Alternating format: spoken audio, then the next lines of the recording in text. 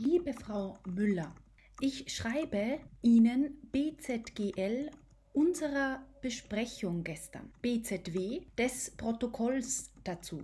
Ich würde gern noch einige Punkte ergänzen. UA, die Schritte, die wir GGF setzen müssen, wenn wir die Deadline nicht einhalten können. ZZT ist es leider schwierig zu planen. Aber genau deshalb möchte ich gut vorbereitet sein. VA, um Probleme mit unseren Kunden zu vermeiden. Ich denke da ZB an einen Informationsabend. OE, um die Kunden über den Status quo zu informieren.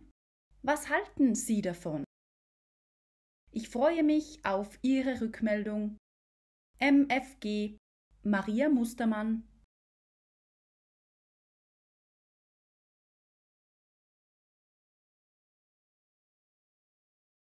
Hallo Sarah, vielen Dank für deine Hilfe gestern. Könnten wir uns EVTL noch einmal einen Termin ausmachen? Ich würde gern noch ein paar Ideen für das Design, Farben, Materialien, USW besprechen. Hättest du VL nächste Woche Zeit? LG, Lena. LG, BETS, MFG, OE, ZB. Hä? Was soll das alles heißen?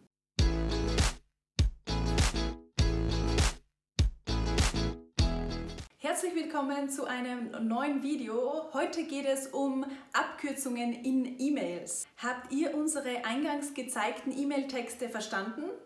Wenn nicht oder noch nicht ganz, keine Sorge, denn die gehen wir heute in Ruhe durch und erklären euch noch einmal alles. Los geht's! Unser erstes Beispiel ist eine höfliche E-Mail. Unsere Frau Mustermann schreibt ihrer Kollegin Frau Müller. Hier möchten wir euch einen kleinen Hinweis geben. Wir persönlich würden für E-Mails, die wir an jemanden schicken, den wir gar nicht kennen, oder eben auch an Behörden, Institutionen, selten oder gar keine Abkürzungen verwenden. Das kann nämlich etwas unhöflicher oder unpassender wirken. Deshalb empfehlen wir für Personen, die ihr gar nicht kennt, oder eben für Behörden, verwendet eher immer die lange ausgeschriebene Version. Das zeigt auch, dass ihr euch die Zeit genommen habt, um das E-Mail zu schreiben und nicht einfach schnell die Abkürzungen verwendet. Okay, also sehen wir uns den Text genauer an. Welche Abkürzungen haben wir da verwendet? Im ersten Satz haben wir gleich zwei Abkürzungen. Und zwar BZGL und BZW. BZGL, Punkt.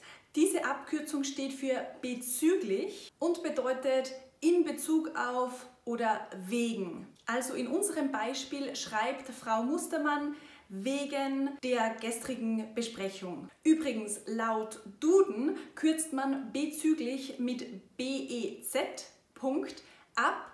Da dieses BZGL Punkt aber einfach so häufig ist, auch ich verwende eigentlich nur die zweite Version, haben wir uns für diese Version auch heute in diesem Video entschieden.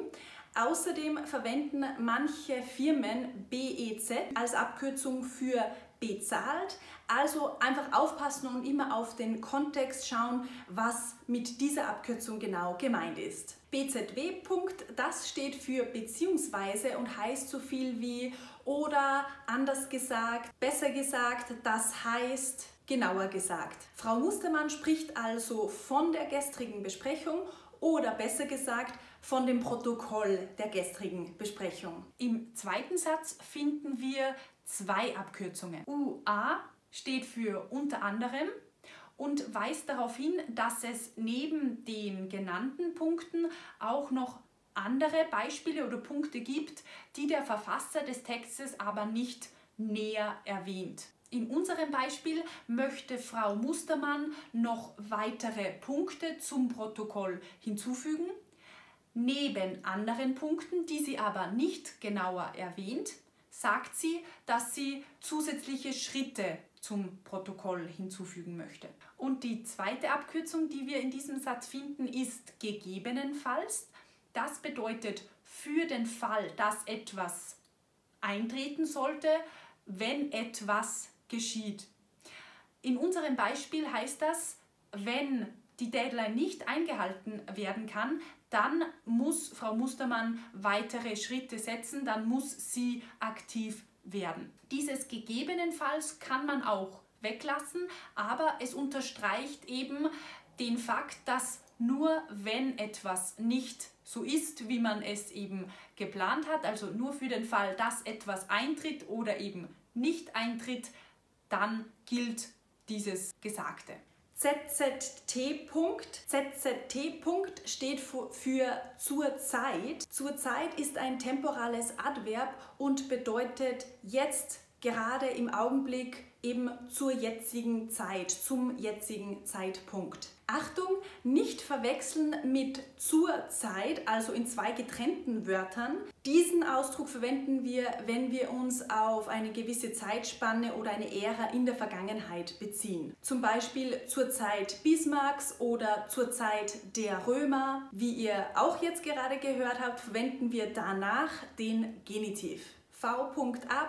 steht für vor allem und ist eine sehr beliebte Abkürzung. Vor allem bedeutet hauptsächlich, insbesondere, besonders. Also in unserem Beispiel möchte Frau Mustermann insbesondere Probleme mit Kundinnen und Kunden vermeiden. Im nächsten Satz haben wir wieder zwei Abkürzungen, die ihr vielleicht sogar selber oft verwendet oder schon kennt.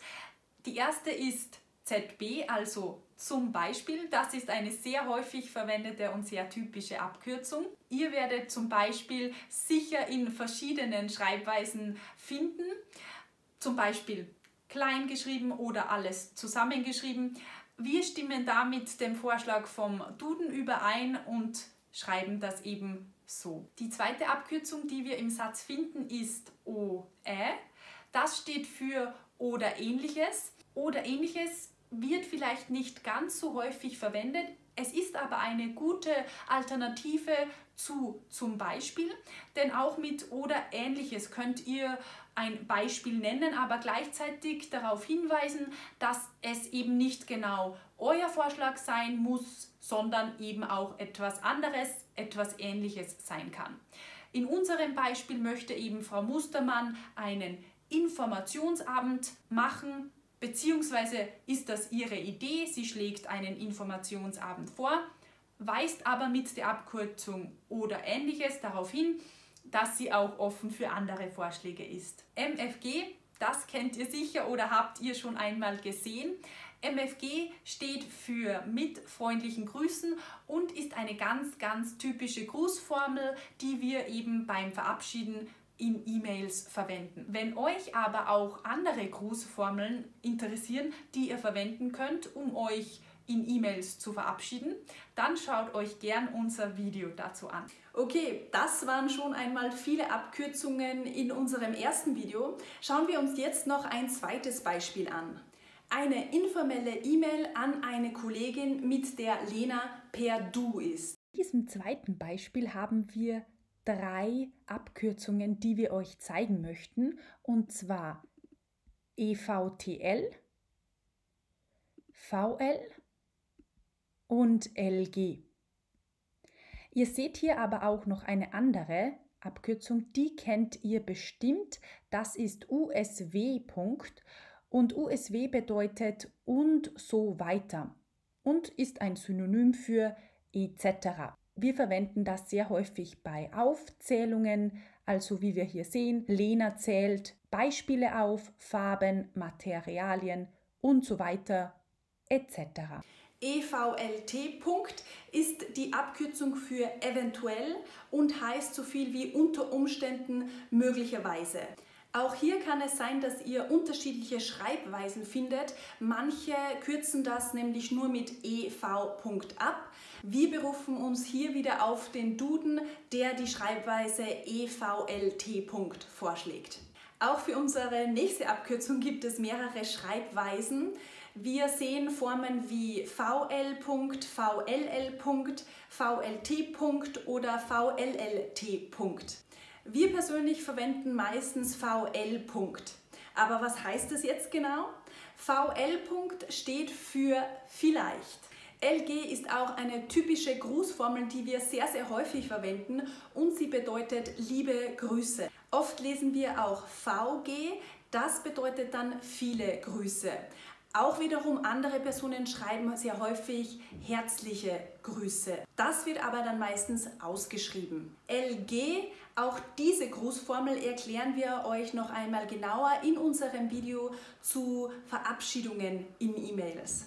So, das war unser Video zu den häufig verwendeten Abkürzungen in E-Mails. Natürlich gibt es auch noch viele andere Abkürzungen. Wenn ihr dazu mehr wissen möchtet, dann lasst uns das gern unten in den Kommentaren wissen. Wir freuen uns auf eure Beiträge.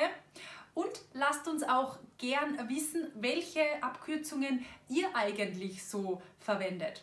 Damit wünschen wir euch noch viel Spaß beim Deutschlernen und nicht vergessen, gemeinsam macht Deutschlernen doppelt so viel Spaß.